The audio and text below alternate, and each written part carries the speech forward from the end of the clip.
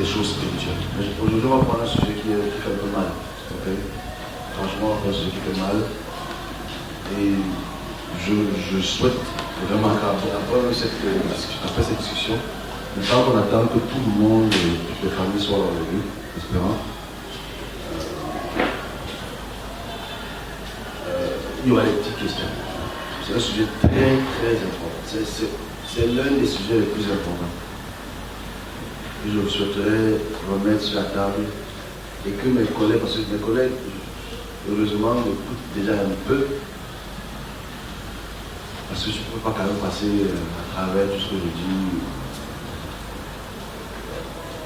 Je sais qu'ils sont sceptiques, parce qu'ils se posent la question qui est mon père spirituel, qui est ma mère spirituelle, tout ça. Et comme je n'en ai pas, c'est ça qui cause le scepticisme là. Vous avez dans l'église en général, il y a des groupes. Tu es dans tel groupe avec tel pasteur, tel père, c'est une intégration. Moi je ne suis pas dans le groupe, malheureusement. Parce que je suis heureux pour moi, je peux pas être là. Et le sujet qu'on va aborder aujourd'hui est d'une belle sensibilité. Okay? Et je souhaite que ce message-ci puisse servir à vous et à tous ceux qui vont écouter ça en semaine ou les jours, les semaines, les mois et les années qui arrivent. C'est très très important. Alors je pense à ce jour-ci parce que c'est une journée de prière de famille en général. Et c'est un sujet pour lequel l'Église n'a pas de réponse, généralement. Le serviteur de Dieu, malheureusement pour des raisons qui lui sont imposées, n'a pas de réponse. Nous, on n'aura pas de réponse. On a un constat. Et ce constat pourrait être une réponse. Alors, je veux qu'on parle de la vie et la vie. Ou la mort et la mort. Okay? C'est important, on va tous mourir ensemble. Et on meurt tous les soirs un peu. On se retrouve un peu. Ok? C'est ça qu'on ignore. C'est que, je veux qu'on parle de la vie et la mort et la mort. Parce que tous les soirs, on meurt un peu. Et on ressuscite le matin. Okay? Tous les soirs, on meurt. Et c'est important de voir ce qu'on appelle la fenêtre de la mort. Moi, je veux qu'on parle de la fenêtre de la mort. Parce que tout être vivant, dès qu'il naît, bébé, il meurt. Parce qu'il est inactif. Il ne secoue, il ne bouge pas. Qu'est-ce qu'il fait? Qu'est-ce qui se passe? Je veux qu'on en parle. La vie et la mort et la mort. La fenêtre de la mort. Ou la fenêtre de la vie. Parce qu'on va dire la fenêtre de la mort, c'est plus attractif. On dit la fenêtre de la vie, on sait que c'est Jésus. Ça, c'est une ignorance. Ok, bon. C'est un sujet très, très important. Alors que je perds un peu de temps pour que je sais que les gens, il y a eu les pluies à Tonabasem, il y a eu les pluies à Condor, il y a eu les pluies à. Voilà, j'essaie un peu de. Mais c'est pas d'accord. Alors, on a vu que s'il y a des questions, le temps que les autres arrivent, on va en prendre. S'il vous plaît, c'est très important. La fenêtre de la vie ou la fenêtre de la mort. Vous savez, la mort est un mystère pour ceux qui vivent. Mais la mort n'est pas un mystère pour ceux qui sont morts. Ah, c'est ça. Ok? Et aussi, la vie est un mystère pour ceux qui sont morts. Mais la vie n'est pas un mystère pour ceux qui sont en vie. Parce qu'ils sont en vie. Et l'Église, malheureusement, met une menace sur la mort, alors que la mort est un processus normal. Mais c'est la fenêtre de la mort à la vie, ou la vie à la mort qui nous intéresse. La fenêtre. Qu'est-ce qui s'y passe? Et c'est tellement important de savoir le mécanisme de la création pour comprendre ce transfert entre la mort et la vie et la vie. Comme je le dis au départ, tout être vivant a une période de mort. Tous les jours. C'est dès que tu dors, ton corps est inactif. Ton corps est inerte. Pour les plus spirituels, tu meurs beaucoup de fois la journée. Parce que tu es transporté dans une dimension et ton corps est là. Pour les ésotériques, c'est leur méthode de voyage astral. Leur corps est là, ils font le voyage aux maisons, mais leur corps est inerte. Tu as dans leur chambre, ils sont plus ou moins morts. En fait. C'est ça ce qu'on appelle une petite mort. Et c'est le côté pour lequel on prend moins d'expression, moins de réflexion. Parce qu'on veut travailler, on a des choses à faire. On ne sait pas que cette petite mort, elle est très importante. Parce qu'en fait, dans le quantique de la création, dans le mécanisme de la création, le sommeil est important. Aucun homme ne peut vivre sans sommeil. Sinon tu sommeilles à vie. Non. Et que sinon tu meurs. Le sommeil est un mécanisme naturellement physique de reconstitution. Okay? Reconstitution d'organes. Les organes, le sang. C'est quand tu dors que tu récupères. Okay? Mais en réalité, il n'y a pas que la récupération. Puisque le sommeil est un portail.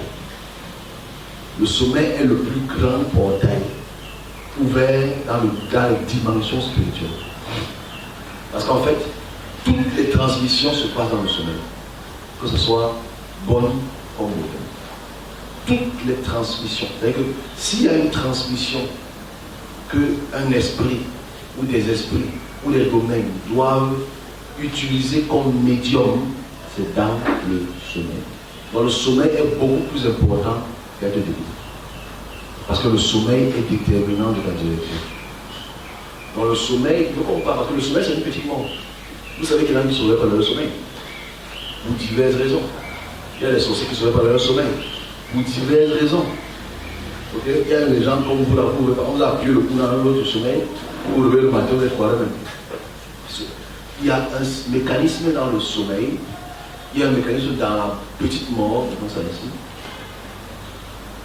Et j'avais fait le calcul, savez-vous, il y a beaucoup d'années. Si on dort en moyenne 6 heures par jour, en moyenne 6 heures par jour, il y a 24 heures, right? On peut le calcul. Vous savez, la réflexion, c'est pas mauvais, hein? Ça ne tue pas. Imaginez qu'on a 24 heures par jour. On fait moins 6. Disons que tu dors 6 heures, hein? À part le dimanche, parce que c'est le dimanche, vous mettez 30-40 minutes à l'église, parce que vous êtes comme ça.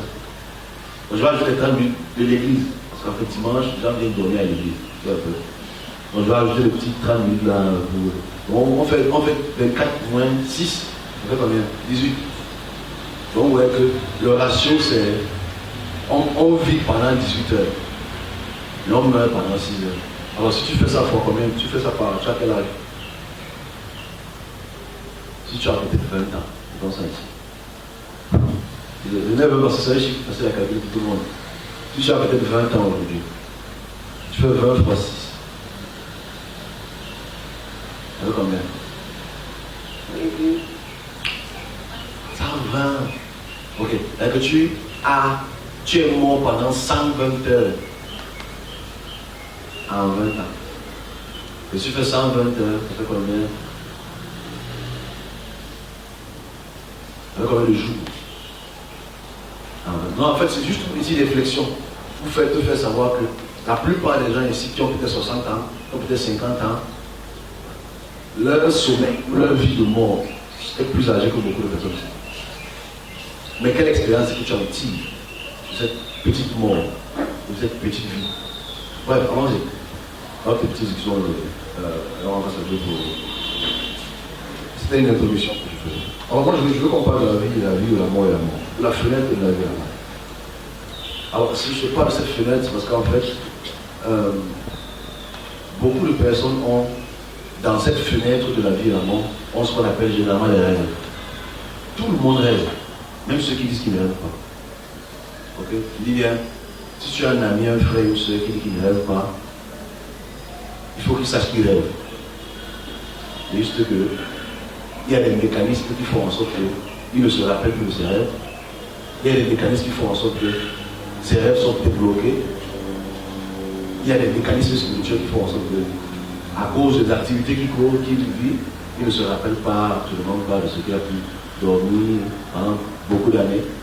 Et tout ce qu'il voit c'est le blackout. Parce que le rêve est un mécanisme naturel.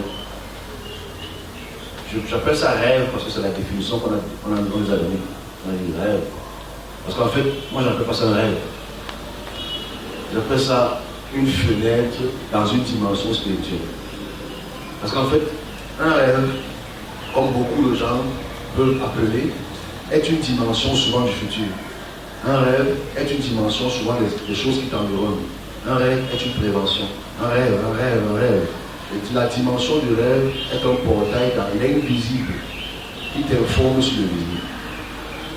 Donc forcément, si chaque fois que tu rêves est une dimension d'information de l'invisible qui se répercute sur le visible, c'est que ce n'est pas un rêve. Je commence, il faut qu'on se comprenne. Parce que ce que je dis, c'est très très important pour les néo-chrétiens, les musulmans et tout le reste. Il est si le rêve, parce qu'ici il faut distinguer les rapports de l'inconscient au conscient.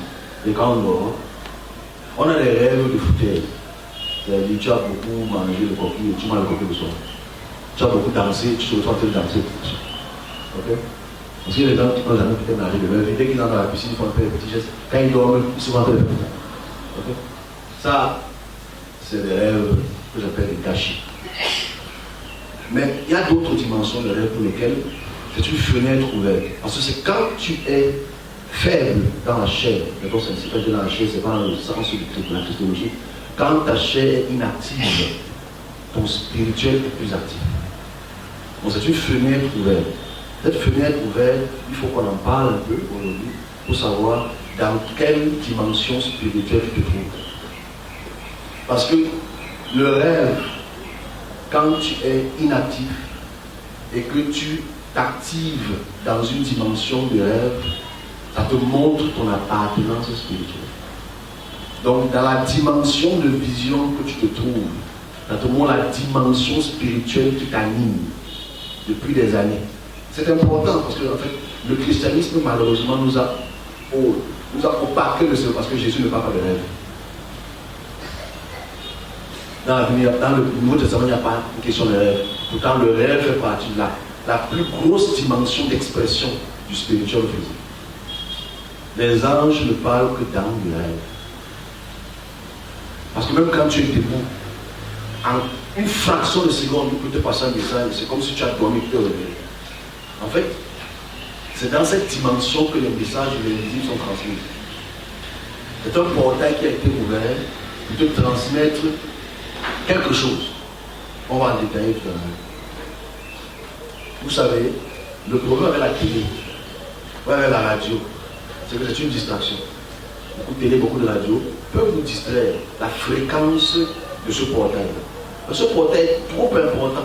Ce portail est là pour transmettre les événements passés, présents, futurs. Mais le fait qu'on est très distrait pour diverses choses peut faire en sorte qu'on oublie une dimension dans laquelle on se trouve.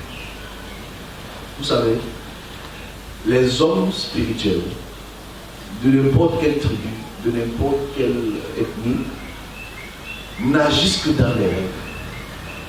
C'est-à-dire, si quelqu'un qu'on appelle communément sorcier veut te frapper, ça ne se passe que quand toi tu dors, ou ça ne se passe que quand lui dort.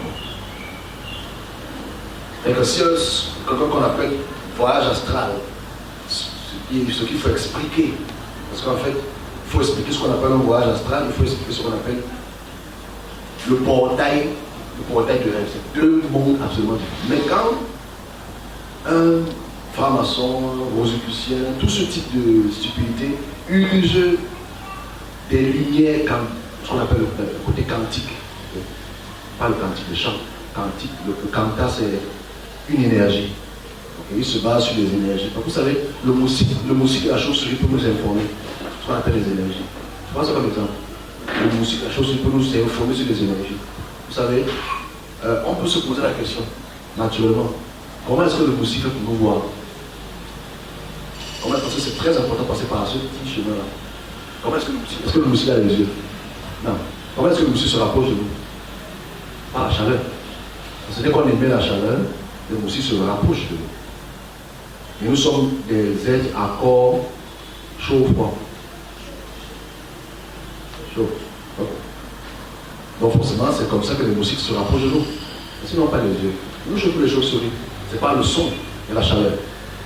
Parce que les chauves-souris agissent par infrarouge. C'est-à-dire, quand ils voient que tu émets un peu de chaleur, ça, ils peuvent venir. Voilà pourquoi ils collent souvent les avions, les cockpits et les voitures, parce qu'en fait, ils émettent de la chaleur. On se comprend? C'est ce qu'on appelle le voyage astral. Parce qu'il faut expliquer le voyage astral dans son sens propre. Le voyage astral, c'est par rapport à ta qualité d'énergie qui peut se rapprocher de toi. Okay? Et forcément, dans ce voyage astral, c'est un esprit qui cherche ta fréquence spirituelle et qui t'attaque. Okay? Et forcément, lui, il ne peut pas bouger avec son corps automatiquement, à part quand tu atteins un certain niveau. C'est son lui intérieur, avec les manœuvres angéliques de certains groupes, qui peut maintenant se déplacer d'un point A pour la recherche de ton esprit, qui est une force, qui est une puissance, qui est une lumière. Voilà comment il se déplace.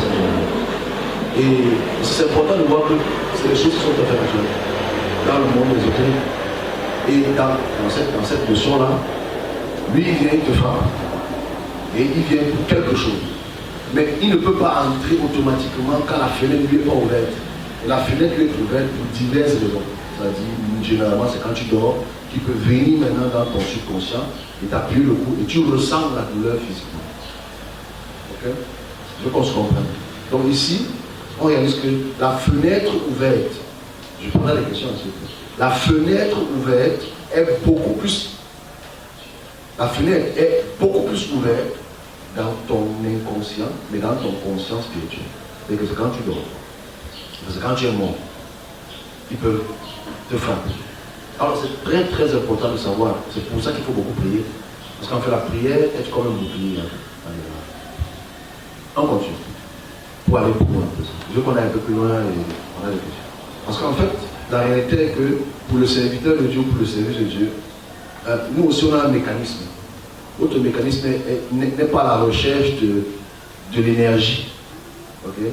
Mais la recherche du service, c'est-à-dire quand tu observes quelque chose ou quelqu'un, c'est le service que tu es supposé lui rendre en voyant telle ou telle situation dans sa vie, voilà comment tu peux te transporter dans son environnement. Vice versa, parce qu'en fait la réalité aussi, c'est que les serviteurs de Dieu veulent toujours mentir ou ignorer pour des raisons de peur qu'on les appelle les sorciers, c'est que dans le mécanisme du service, comme j'ai expliqué une fois, le serviteur de Dieu a deux corps.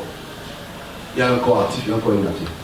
Le corps inactif, c'est le corps c'est quand je dors beaucoup. On se comprend? Même si je dors pas beaucoup. Mais c'est le corps spirituel qui est actif. Et le corps spirituel peut se dédoubler en 1000, 2000, 3000, 4000, 10 000. C'est ça la différence avec le serviteur. Parce que le serviteur de Dieu peut se dédoubler en 1 million. Chacun peut le voir au même moment. C'est la différence entre les ésotériques. Les autres ne peuvent pas le faire parce qu'il peut agir avec un corps. Et seulement un corps. C'est la différence. C'est la chose qu'il faut dire, parce que c'est très important. C'est très important pour vous. Mais on continue. On te donne la suite. Alors ici, quand on parle de la fenêtre là, cette fenêtre est tellement importante que c'est par là qu'on est tous attaqués. Couche de nuit, nourriture de nuit, bataille de nuit, voyage de nuit. Parce qu'il y a les s'envoler-moi ici. Les gens qui dans la nuit souvent peuvent voler et survoler les étoiles. C'est dans cette fenêtre-là qu'on a tout ce type, ce qu'on appelle aujourd'hui attaque. Mais en fait, c'est vrai qu'on peut penser sous forme d'attaque, mais ce n'est pas relevé d'attaque. C'est qu'en fait, ce portail dans cette dimension, dans ce domaine est ouvert. C'est ouvert. Cette dimension est tellement ouverte que quand il veut se connecter à toi, quand il veut se reconnecter à toi, il passe par ces ustensiles-là, nourriture de nuit. Parce que cette nourriture de nuit ou cette couche de nuit est une reconnexion à un domaine. Je recommence pour qu'on se soit clair, qu'on comprenne bien. À quoi est-ce qu'une couche de nuit, une nourriture de nuit peut servir à un domaine? Tu es un corps. Ton corps possède une énergie qu'on appelle l'esprit ou l'âme. Voilà. Okay? Les définitions ne sont pas bonnes. Moi je prends n'importe quelle définition. Forcément, quand un domaine spirituel envoie un esprit pour se reconnecter, pour des diverses raisons qu'on va expliquer tout à l'heure, il passe par ces ustensiles-là. Bataille de nuit, nourriture de nuit, couche de nuit, réunion de nuit, blablabla.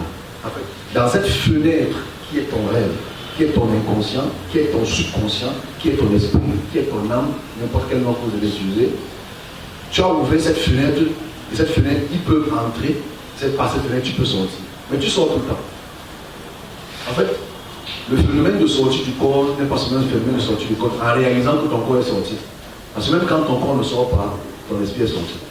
Parce qu'en fait, dans le rêve, on est en connexion avec les dimensions invisibles. Et le bâton se lève, d'autres sont fâchés, d'autres sont contents. Les répercussions sont sur nos corps à travers cette nourriture, cette couche et tout ce qui va avec. Je n'aime pas utiliser le mot esprit marin ou esprit manuata. Parce que c'est réducteur. Donc on parle de domaine. Domaine pour moi, comme je le dis, c'est un groupe d'hommes, spirituels bien sûr, d'esprit, mais ça ici, qui gouvernent une région spécifique. Quand je parle de domaine. Parce qu'on parlera de domaine. On va aller doucement, on va dire des choses qui vont peut-être déranger. Quand je parle de domaine, c'est un gouverneur, une puissance, un ange qui domine une région spécifique, qui a des sujets dans ce domaine, et dans ce domaine, il y a des constructions dans lesquelles ces sujets habitent et résident depuis des centaines d'années. Et dans ces domaines, ils peuvent faire ce qu'on appelle les alliances. Les alliances, là, c'est un conglomérat qui peut avoir avec d'autres puissances dans d'autres territoires pour devenir plus fort. Voilà comment ça se passe en général. Je vais expliquer parce que c'est très important, ça. Parce que ma conclusion va être fatale. Mais bon, c'est pas grave, les gens n'écoutent pas, mais c'est les conséquences qu'on dit. Mais la réalité, c'est là. C'est que quand donc tu atterris dans un endroit comme Bonapriso, par exemple, Bonapriso est gouverné par des puissances. Ces puissances se retrouvent dans l'eau. Ok? Mais ces puissances ont des sujets qui naviguent dans tout Bonapriso, c'est un exemple. Ok? Et ces sujets agissent par ces procédés-là. Couche de nuit, couche de nuit, attaque, et ça a des effets sur la population. C'est ce qu'on appelle un gouvernement. Enfin, c'est un gouvernement dans un gouvernement. Ce n'est pas Satan. Ce n'est pas le diable. Ce sont les domaines qui sont appelés à dominer. C'est très important de le dire aussi. Et ce qui est palpable dans la fenêtre de ton rêve, c'est qu'il y a ce qu'on appelle le droit de la natalité. Écoutez ça très intéressant. La natalité. Ça veut dire le droit de la natalité et le droit de terre. Écoutez ça très important. C'est very important. Je m'adresse à tous mes frères, Sawa, Bekti, tout cela. Mais qui s'écoutent, mais qui n'acceptent pas, c'est pas mon problème. Je parle de ce que je vois, je parle de ce qu'on m'a dit. Je n'ai aucune Bible, je n'ai pas besoin de Bible pour ça. Je dis, le droit de la natalité et le droit de terre. On va pas le droit de terre. En fait, la terre dans laquelle nous sommes, on est sur la fenêtre de la vie de la mort. On va faire le plus rapide possible. La terre ci est submergée par les eaux. Ça veut dire qu'il y a beaucoup plus de quantité d'eau dans le globe, 69%, 70%, que la terre où les gens peuvent marcher. On le sent ensemble. Okay? On est supposé avoir 5 à 6 continents. Ça dépend de qui parle. Mais il y a beaucoup moins de continents en termes de kilomètres que d'eau. Parce que les océans recouvrent la terre à 69 ou 70%. On fait ça ensemble, on est ensemble, non? Je veux qu'on ait réfléchi, mais ça veut dire qu'il y a beaucoup plus de mer que de terre. Ok, si on est ensemble, on continue. Bon, ça veut dire, là où les hommes peuvent marcher, c'est 30% de la création. Et l'homme n'utilise même que 10%. Tu comprends? Et que sur les 30% pour lesquels l'homme marche, voilà, il y a eu on n'utilise que 10% des 30% parce qu'il y a encore des terres inexplorées. Il y a encore des endroits sur terre où les gens ne peuvent pas habiter pour des raisons montagneuses, pour des raisons de froid, pour diverses raisons. Est-ce qu'on est ensemble? Donc, ce qu'il faut comprendre, donc, c'est quoi? C'est que dans le droit de la terre, ce sont des gouverneurs spirituels qui gouvernent la terre. Et forcément, quand et tout le monde a vécu ça d'une manière ou d'une autre, et c'est par là que je vais peut-être atterrir, c'est que dans le droit de la terre, quand un groupe ethnique, quand un groupe ethnique arrive sur une terre, qu'est-ce qu'il fait pour que la terre là, lui soit légère, ou bien pour que cette terre lui soit agréable, ou pour que cette terre ne soit pas hostile, dans ce qu'on appelle la libation. C'est-à-dire, le groupe ethnique prend une chèvre, une vache, ils aspergent le sang, ils font des libations pour apaiser l'esprit qui gouverne cette terre. Parce que la plupart du temps, quand tu ne le fais pas, il y a des massacres, il y a des morts, parce que ces esprits ne sont pas d'accord de cohabiter avec les hommes. Parce que eux, naturellement, ils savent que cette terre, en tant que gouverneur, ça leur appartient. Deux, ils savent qu'ils vous donnent. C'est comme ça. C'est que quand tu arrives dans une nouvelle terre, cette terre est gouvernée par, cette parcelle de terre, okay, est gouvernée par des puissances. Donc les ancêtres, ils avaient ce qu'on appelle des cultes. Et ces cultes, pour apaiser ces divinités, pour apaiser ces anges, ils avaient donc des rituels. Ces rituels de libation, ces rituels sacrificiels, souvent sacrifiaient plein d'enfants, ou plein d'hommes et plein de femmes, juste pour que les dieux là soient apaisés. C'est ce qu'on se comprend. Et naturellement, dans la continuité de ces actions, on oublie que dans nos subconscients, on fait ces libations constamment au niveau de la terre. C'est-à-dire, quand tu es dans un nouveau terrain, qu'est-ce que tu fais? Tu verses un peu de vin, tu donnes un peu de nourriture. Parce qu'en fait, tu veux apaiser la divinité de celle de ceux. Il faut qu'on se comprenne. Et c'est ça qu'on appelle une allégeance. C'est ça qui est très grave. Parce que quand il t'impose une libation, quand il t'impose un sacrifice, quand il t'impose cette culture-là, tu lui fais allégeance. Parce que maintenant, il devient ton gouverneur. On appelle ça le droit de terre. Tu vois que dans toutes les cultures du monde, quand quelqu'un arrive dans une nouvelle terre, il fait allégeance aux esprits de la terre. Ça devient maintenant même un subconscient inconscient. Même quand tu es dans un nouveau quartier, tu prends ta bière, tu verses ce son. Mais tu ne sais pas que tu fais allégeance. On le voit le terre. On le voit le terre. On voit le terre. Parce qu'on est ensemble. On est que j'explique une chose très importante.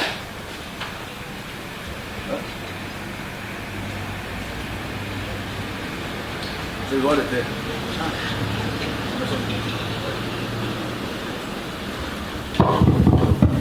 Ok, c'est le droit de terre. C'est pas ce que je comprends.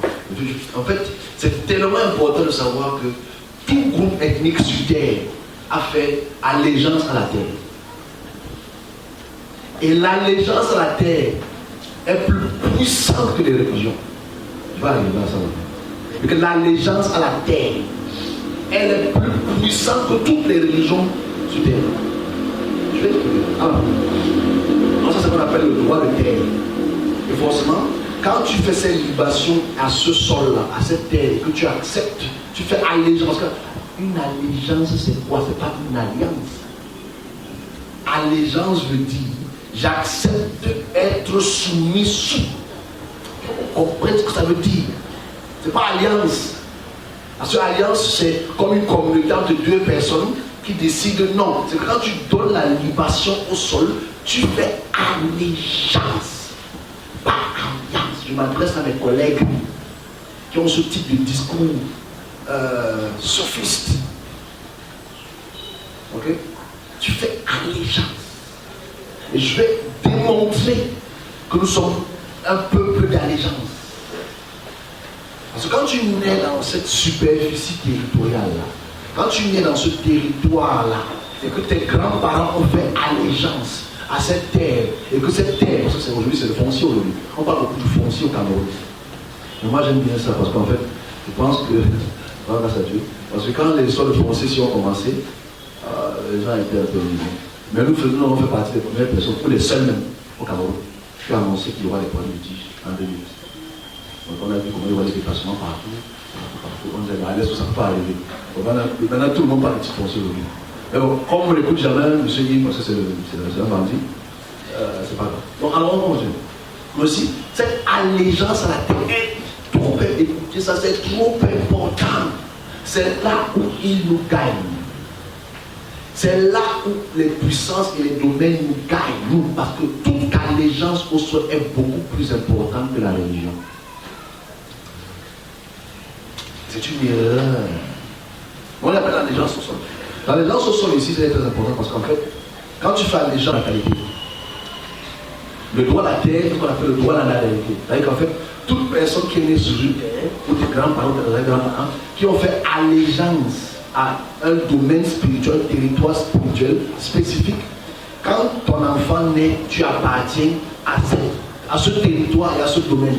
On appelle ça droit de natalité. Que nos enfants, aujourd'hui, appartiennent à des domaines à cause de l'allégeance que nos grands-parents ont fait sur une terre spécifique. Même si tu es né aux États-Unis, même si tu es né à n'importe quel coin du monde, le fait que ton parent ou ton grand-parent fait allégeance à une terre spécifique et tu es fier de ça, je suis Sawa, je suis Kam. Ce qui n'est pas mauvais, c'est une bonne chose. On parlera de tout à l'heure. Ça fait en sorte que le droit de natalité est puissant. Quand tu nais, tu appartiens à ce territoire. Qu'est-ce qui le prouve? Même si tu es en Australie et que tu es né à Sawa, il y a une chose qui le démontre. C'est que le droit de natalité vient vers toi. C'est pas ça ce qu'on va. Je vais l'expliquer ce que ça veut dire. C'est-à-dire qu'en fait, les ancêtres viennent vers toi dans ton sommeil. Est-ce qu'on se comprend? Je sais pas. Je veux que les chrétiens écoutent ça. Eux de raconter Jésus est mort. En fait, ce qui prouve même la caducité. Il dit mais la caducité du christianisme, c'est ce que je viens de dire ici. C'est-à-dire, quand un esprit, quand tu as fait allégeance à une puissance, des grands-parents sur une terre, on le voit à la naissance, on le voit à la mort. Allons-y, on parle. Quand un enfant naît, qu'est-ce que les parents et les grands-parents font? Ils prennent ton cordon ombilical, ils enterrent dans ce lieu spécifique des ancêtres. C'est la connexion déjà automatique à l'allégeance à la terre. Donc on se comprend. Quand tu meurs aussi, on t'enterre dans le terrain de tes ancêtres et on fait des libations à côté de la tombe de tes parents, de tes grands-parents. C'est une allégeance au sol, à la terre et aux esprits qui te gouvernent. C'est d'abord important de le dire parce qu'en fait, à la mort et à la naissance et à la mort, il y a des portails. Je veux qu'on parle des portails. C'est le portail qui est le plus important. Je veux que les chrétiens écoutent. Parce que je vais expliquer une vision, deux visions que j'ai eues l'année passée, que je vais expliciter pour la première fois. Je dis explicite, mais parce que les gens n'ont pas écouté. Oh, tu meurs par l'enfant, pour pareil. Dans la réalité, c'est ici. C'est que quand un enfant naît avant la naissance est très secrète. Pendant 9 mois, il y a gestation dans le doux ventre de nos mamans. Dans le doux ventre. Mais ce que tu oublies, c'est que toi, en tant que personne, tu es déjà dans une allégeance. Tu appartiens déjà à une terre. Tes parents sont encore dans les traditions de ton sens. Mais tes parents, comme leurs parents, comme leurs grands-parents, comme leurs arrière-grands-parents, ont eu des systèmes et des méthodes d'action qui font automatiquement, volontairement ou involontairement, allégeance à une terre par un circuit de culte ou de rituel. Et ce circuit de culte ou de rituel à la naissance, on les connaît plus. Quand un enfant naît, on prend l'enfant, on coupe le corps ombilical, on enterre quelque part, on prend l'enfant, on le fait un bain, on prend les ailes, on le lave, et il fait partie de qui? De toi-même. Mais après, subliminalement, on prend cet enfant par le baptême. C'est le baptême est nul. Le baptême est nul en fait. C'est pas que le baptême est annulé. C'est que dans la tête, il y a la plupart des personnes qui pensent que ce baptême a annulé l'action. Pourtant, tu as fait allégeance à une puissance. C'est très important. Malgré tout, on est là, on parle de l'église. On danse, on danse. Bon, c'est pas qu'on est, on allège, on a fait l'enfant. Et forcément, dans les groupes d'enfants qui sont les plus avertis spirituellement, ont des contacts avec les esprits. Ton arrêt, arrête là, mais viens te parler. On te donne des messages. C'est parce que tu as fait allégeance à cet esprit. Inconsciemment ou consciemment, tu deviens un vassal. Tu deviens un transmetteur de messages. Quand quelqu'un est au point de mourir, tu transmets le message. J'ai vu comment telle personne va mourir là-bas. Mais j'ai vu grand-mère, j'ai vu une autre grand-mère là-bas, j'ai vu un grand-père. Je l'ai fait n'importe quoi. Ah. Quand tu viens voir le pasteur, non, c'est un démon. Ce n'est pas un démon. C'est juste un domaine pour lequel tes parents et tes grands-parents ont fait allégeance. Même chose à la mort. Mais revenons à la naissance, hein. C'est très important. Même sur la mort, avant qu'on le meure, ça c'est un fait. Parce qu'à la naissance, c'est difficile qu'on se rappelle, ok? Parce que le bébé ne sait pas parler. Si Marie se levait, savait parler, il va dire maman, c'est qui ça? Maman, c'est qui ça? Puis c'est pas possible. Donc, puisque le bébé fait jusqu'à. Voilà, il cannot speak, right? Mais à la mort, on sait ce qui se passe. Parce que un mois, un an avant que tu meurs, il peut venir te rencontrer. C'est que tu parles de toi. C'est pas toi. Il repart. Il vient te voir. C'est que tu parles de toi, non? Il repart. Ils peuvent le faire comme ça tous les mois. Et vous les voyez, vous les voyez, vous les voyez. Mais tu ne fais pas le lien avec l'allégeance que tes parents et tes grands-parents ont fait, que eux-mêmes viennent te reprendre. Eh, tu nous appartiens. Tu repars. Mais je veux qu'on parle de ce portail en fait. Ah, c'est pas un débat, c'est pas un débat. Tous les Africains le vivent. C'est le christianisme qui voile seulement une connerie en fait. Et on ne dit pas la réalité. C'est la réalité qu'on dit. C'est qu'en fait, quand tu as fait allégeance au sol, les ancêtres étaient. Parce que tu es né dans une allégeance. Tu as un gouverneur. Ce gouverneur a ses satrapes. Et ces satrapes, ces gouverneurs, eux, quand au point de mourir, okay, tu as fait allégeance à nous. Donc tu nous appartiens. Donc comme quand tu meurs là, tu viens nous voir. On te prépare dans le chemin. Ok? Et je veux qu'on parle de ça. En 5 minutes. Je ne vais pas entendre un peu de blé. Parce que ça peut faire peur. Mais je sens la mort d'abord avant de voir la maison.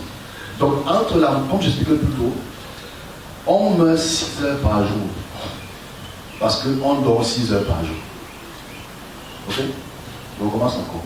On meurt 6 heures par jour parce qu'on dort en moyenne 6 heures par jour.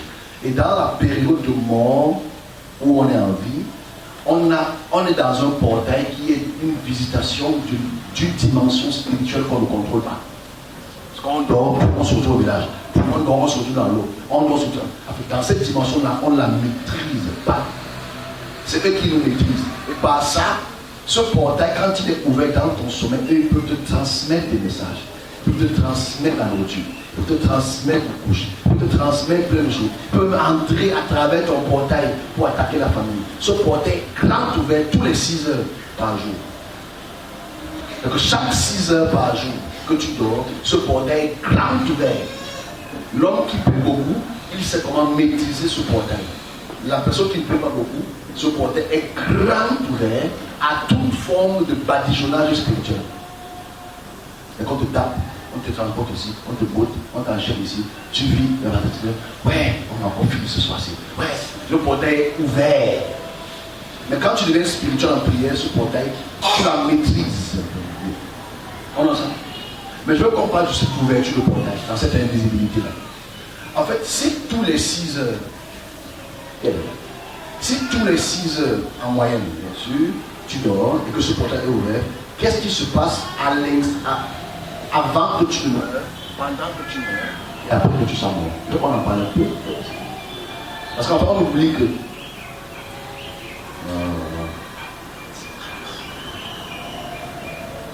On oublie que la réalité est qu'on oublie ceci. On oublie que dans le portail qui est ouvert, il y a des voyages entre les esprits d'une dimension à une autre dimension spirituelle. Parce que ce portail est ouvert. Et le deuil est un facteur très important qu'il faut dire aux gens. Okay? Parce que le deuil est le moment où quelqu'un est en train de mourir, il y a une transition. Il y a une transition entre sa vie et sa nouvelle. Ce portail est ouvert. Mais ce portail, c'est un non-retour généralement. Parce que quand cet esprit, quand ton esprit va dans une direction, cette direction de ce gouverneur, de ce qui t'a gouverné, le portail de ce gouverneur est ouvert. Parce qu'en fait, les traditionnels, eux, ils le savent. Voilà pourquoi ils ont défini ça en système de codification numérique. 3 jours, 7 jours, 9 jours. Bon, vous ne savez pas ça, mais peut-être c'est la millénaire. Non, c'est le 7e jour. En fait, c'est une codification dans ce portail qui est ouvert. Et par ce portail qui est ouvert, ils peuvent demander, interpeller, supplier, et faire en sorte que leur désir soit écouté par ces domaines. Donc ce portail est vaste ouvert. Voilà pourquoi le deuil est l'endroit le plus difficile. Et l'endroit qu'il ne faut même pas être souvent. Parce que pendant cette période, il faut le dire clairement, hein, parce que les gens ne veulent pas entendre. Pendant cette période d'ouverture, ce portail pour lequel cette personne a fait allégeance, consciemment ou inconsciemment, est ouvert. Donc quand tu es dans ce lieu, que ce soit un chef ou un notable, le portail est tellement ouvert que tu peux te frapper. Alors pourquoi la plupart quand il part dans le deuil, souvent il rentre frappé, souvent il rentre malade, souvent il rentre, la vie ne va plus jamais la même. Parce qu'en fait, quand ce portail est ouvert, ces esprits entrent et ces esprits usent de ce portail pour frapper beaucoup de personnes, pour prendre beaucoup d'enfants, pour faire plein de choses. Donc le deuil, c'est l'endroit le plus dangereux. Parce que c'est la période où le portail peut rester ouvert pendant des semaines. Ok? Et naturellement, l'allégeance continue après 9 jours, ou après 18 jours, ou après un mois, parce que l'enfant ou la famille va aller vers ce corps, va aller vers cet esprit, va aller vers cette tombe et déposer les gemmes de feu, et déposer la nourriture. Tu donnes la nourriture à qui? Déposer le vin. Tu donnes la nourriture à qui? Tu donnes le vin à qui? C'est tout. Parce qu'il faut savoir une chose, mes amis. Vraiment, il faut que les gens se lèvent. Il faut savoir une chose, mes frères. C'est que dans la création, on est ensemble, disant que on dit je veux le prier, les gens sont toujours en retard. Dans la création, on n'a pas besoin de payer pour l'oxygène. Ah ouais. On n'a pas besoin de payer pour la mangue. On n'a pas besoin de payer pour l'eau. Parce que tout ce que le Créateur a créé est naturellement accessible sans ustensile de sacrifice. Je recommence pour que ce soit clair, parce que c'est très confus quand les personnes n'arrivent pas à le dire clairement. Tout ce que Dieu a créé, tout ce qu'on appelle Dieu, le Créateur a créé, est accessible à tout le monde.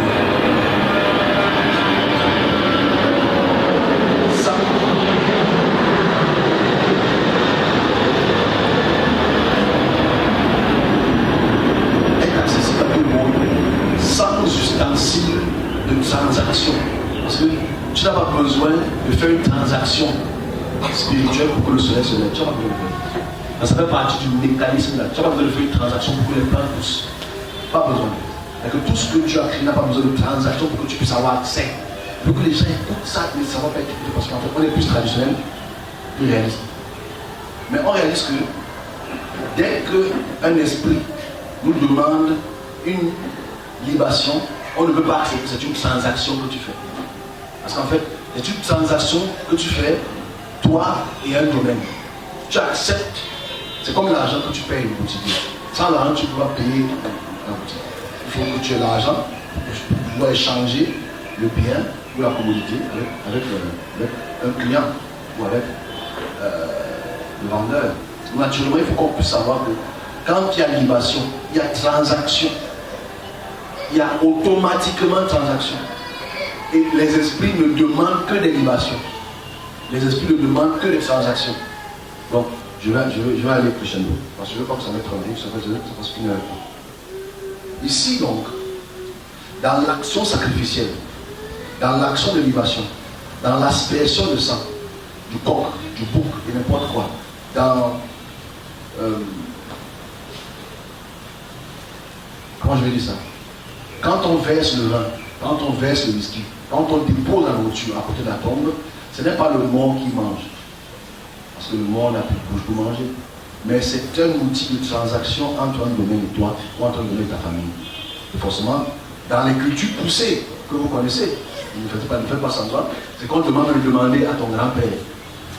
Papa, ouais, grand-père, pour ma famille, grand-père, je vais être couvert, grand-père, je vais les enfants. On a cette habitude de demander à nos ancêtres parce que c'est une exigence. C'est ce qu'on entend. Et c'est sérieux. Parce qu'en fait, souvent on dit non, je suis couvert pour le sang du Christ, ça c'est des conneries. Rien ne te couvre parce que tu fais allégeance à une puissance, et cette puissance est supposée comporter tout à Christ. Donc en réalité, voilà un peu le béaba. Le béaba de l'expression. Mais je vais aller un peu plus loin pour m'arrêter là. J'expliquais la vie après la vie ou la mort après la mort. Je ferai un résumé tout à l'heure. pour faire comprendre que dans le sommeil, c'est un portail ouvert entre les dimensions spirituelles et nous.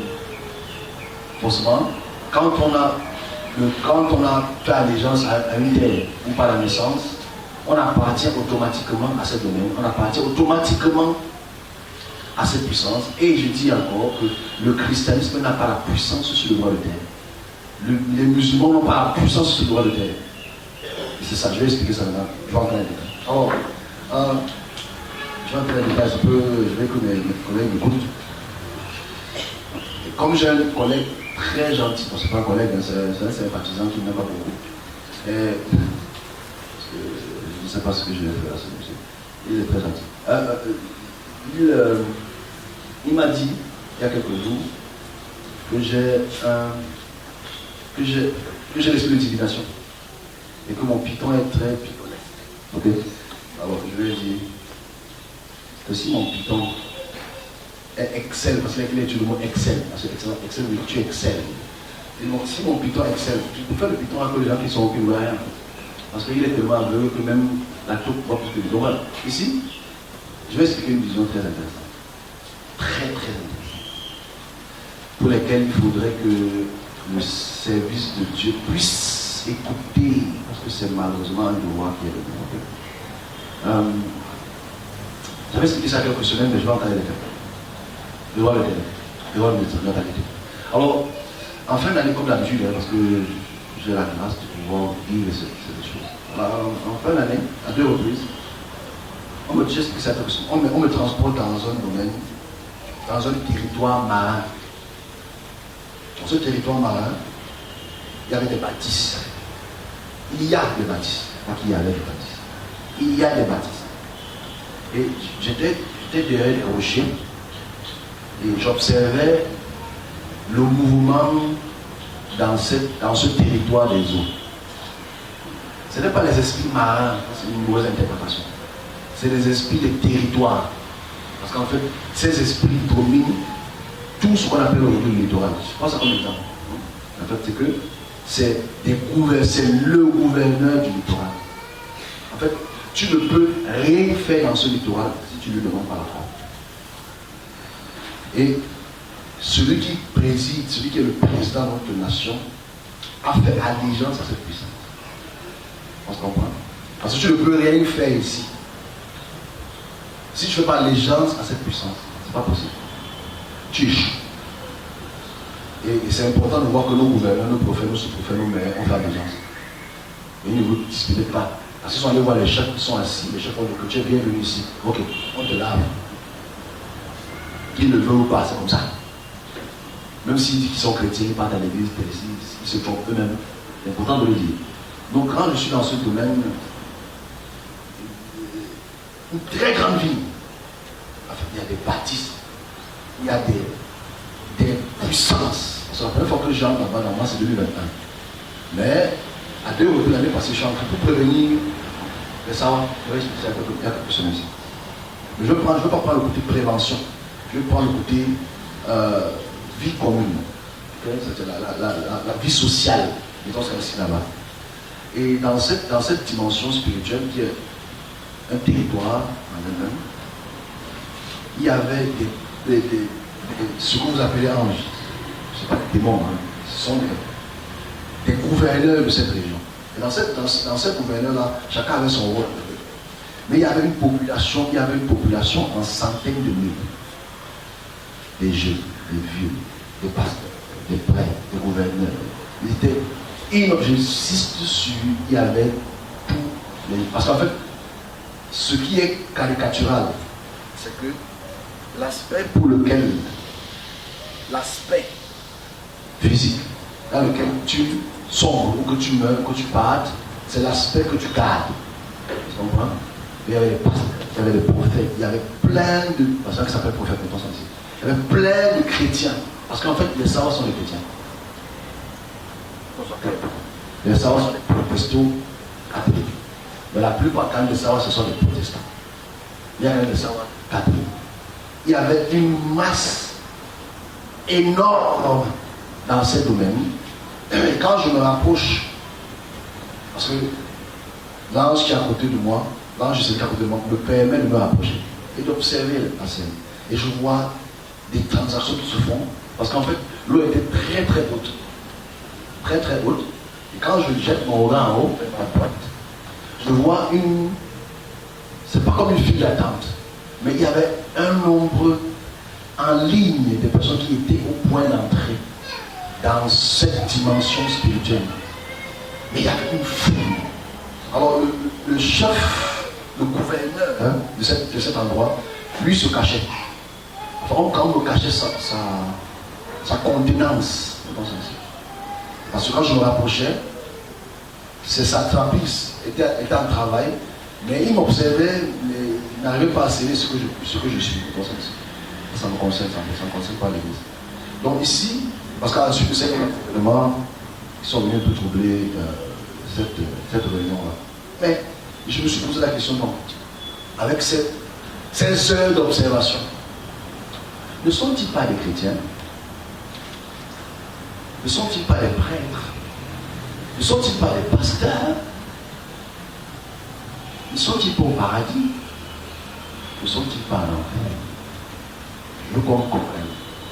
Parce qu'en fait, la plupart de ces pasteurs, la plupart de ces prêtres ont fait allégeance au sol. Dans leur deuil, dans les naissances, dans les cérémonies, ils font allégeance au sol. Je le répète.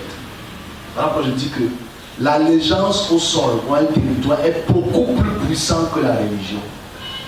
Est beaucoup plus puissant que la religion. Parce qu'en fait, la plupart des personnes qu'on pense qu'ils sont au paradis sont dans les domaines. Et c'est important donc de parler de ce portail-là. Parce que dans ce portail-là, quand ces personnes sont au point de vivre ou de mourir, quand ces personnes sont au point de vivre ou de mourir, il y a cet accès à cette invisibilité. Mais les traditionnels, eux, les aiment bien. Parce qu'ils sont confortables. Quand leur arrière-grand-père vient de la musique, ils sont confortables. Ils n'ont pas de problème. Parce qu'ils savent faire honneur à la terre et à la terre de leurs ancêtres. C'est très dangereux. Et je m'arrête là. Parce que la plupart des néo-chrétiens ou des chrétiens n'aiment pas ce type d'expression.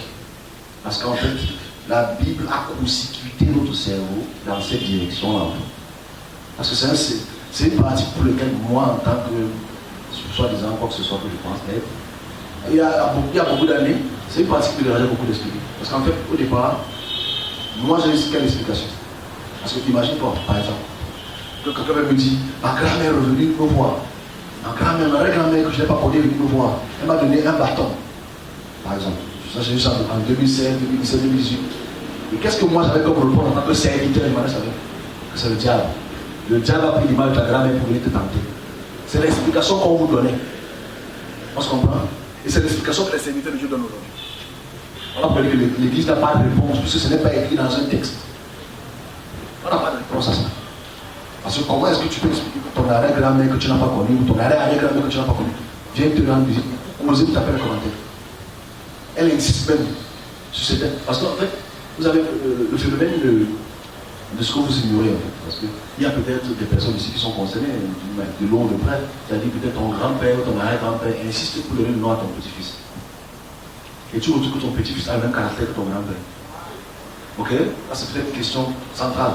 Et c'est des choses qu'on dit non. C'est une coïncidence. Ok, c'est une coïncidence, tu vas danser. Parce qu'en fait, la réalité est que c'est une transmission. Parce qu'à travers cette personne, ce portail est ouvert. Et tu vois, parce qu'en fait, cet enfant a ce territoire, et ce territoire, cet enfant et à cette famille, on fait allégeance à des puissances. Et forcément, l'enfant, aujourd'hui, qui devient un bon chrétien,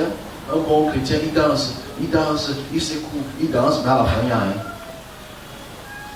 Parce que j'ai vu des centaines de jeunes, femmes, comme hommes, dans ces dimensions-là.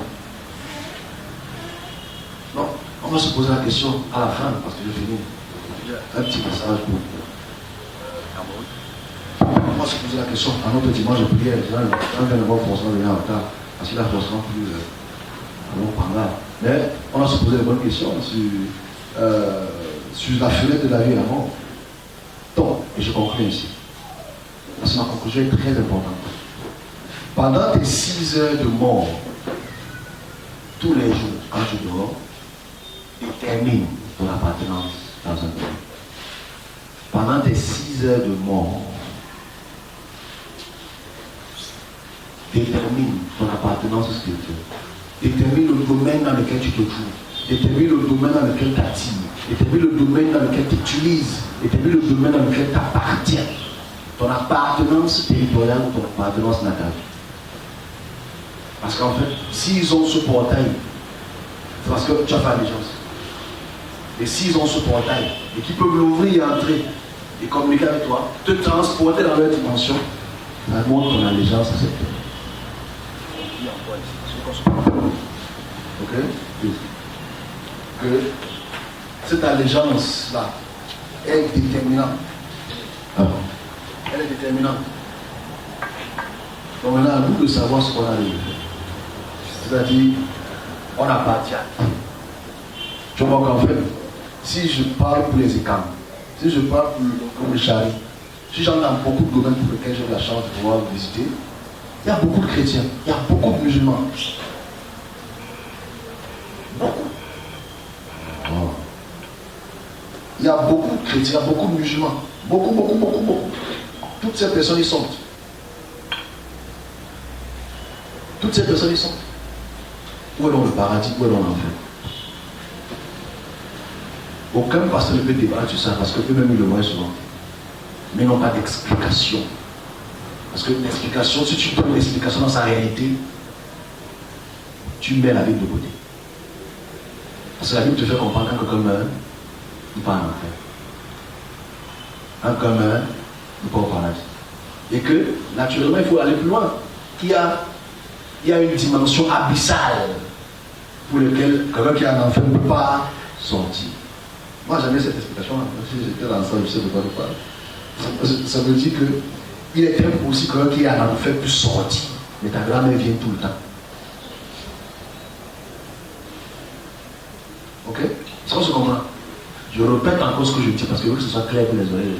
C'est-à-dire, s'il savait que l'enfer est abyssal et que personne, il y a Arnold Schwarzenegger au portail, que tu ne peux pas sortir. Comment nos ancêtres passent le temps à sortir? Imagine qu'il y a Schwarzenegger là. Pas si c'est un portail camerounais, il faut tout choco. Et on passe. Ça, c'est une possibilité aussi. Parce que je pense que peut-être tu peux bien négocier. Là, je vais avoir ma petite fille à Dijon. Pas même 500. 500, tu veux même ça? Mets ça dans le cahier. Tu peux aller. Mais c'est pas possible. C'est ça, en fait, avec cette intelligence aussi, on devrait avoir un réveil, surtout pour l'action spirituelle. Un réveil pour ceux qui disent qu'il y a une fourberie.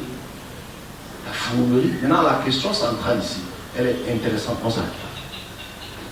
Tu appartiens dans quel domaine? Tu appartiens à quel territoire? Comment faire pour en sortir? Parce que si les chrétiens, avec toutes les confessions du sang, le baptême, le premier baptême, la confirmation, la déconfirmation, la reformation sont là-bas, il y a un problème dans la liturgie. Je me répète encore. Je dis que si, quand tu nais, tu appartiens à une terre, on a pris ton cordon ombilical, on a tout senti quelque part. Toi, on t'a pris, on t'a lavé, on t'a fouetté. Ok? Quand ton grand-parent meurt, on te prend, on te fouette, on vous lave, on dit que non, c'est pour que vous soyez protégés. Tu fais allégeance à un domaine et à un territoire. Ça, tout le monde le sait. Ce n'est pas un débat, fais pas le plan. Ok? Ça le fait.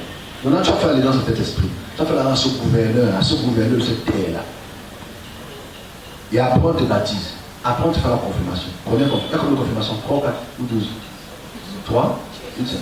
Ok, bon. Même si on fait une fois, on peut le refaire parce que j'ai mal fait, ok? Donc, confirmation, après reconfirmation. Mais tu n'appartiens pas à cette confirmation. Tu appartiens à cette terre. Parce que même à ta mort, même si on appelle le prêtre et le pasteur, il va te dire que non, on est affligé. On prend ta tombe, on creuse. Après, on fait des libations autour. On demande aux enfants de faire le tour du corps.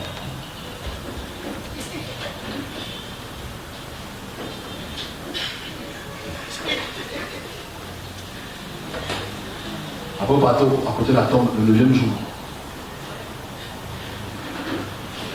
Tu prends la nourriture, tu déposes. Tu prends le pain.